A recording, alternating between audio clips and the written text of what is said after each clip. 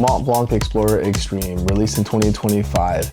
A lot of people are saying that this is a mixture of Dior Sauvage Elixir and Aventus Absolute.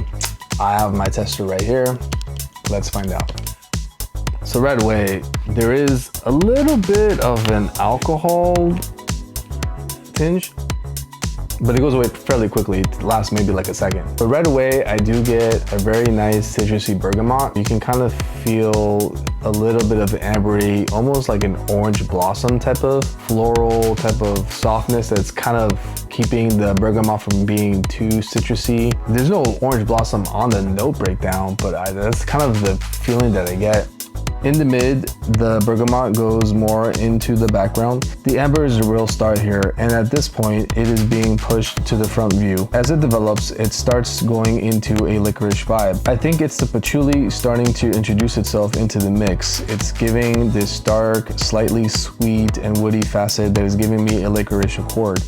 And then comes the vetiver. Now, I am a fan of smokiness in fragrances because it just sends a fragrance into a mature and masculine direction. Now, this could be the deciding factor for some because of that smoke. It can be too extreme if you aren't expecting it, but I love it. The dry down is just amber and some leather. It's pretty nice, nothing special.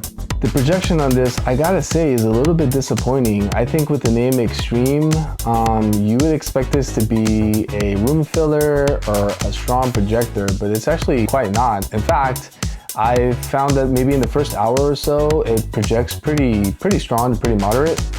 But after that, it just kind of becomes a skin scent. I think most people would find this to be a little bit disappointing, especially with the name Extreme. It is a nice smelling fragrance, and it is Sauvage Elixir with a little bit of a twist. So a lot of people are saying that it also has a mixture of Aventus Absolute, which I personally have not smelled, so I won't really speak on that, but it does have some similarities to Sauvage Elixir. It's good, but it's not great. There are three things that stand out to me about this fragrance. One is projection. Projection is pretty mid. Two, this is very similar to Assad by Lattafa and Supremacy Not Only Intense Collector's Edition. It's kind of in the same ballpark, so it is already competing with stuff that's already cloning something else. This is going to be the most expensive because it's brand new. And then three, is it redundant? Yeah, I think it is. If you already have Assad or you have Not Only Intense Collector's Edition, you probably don't need this. That will be your decision to make. So that's my review of Montblanc Explorer Extreme. What do you guys think? Is this something that you guys are planning on getting? I'd like to know. I'll catch you guys on the next one. Peace.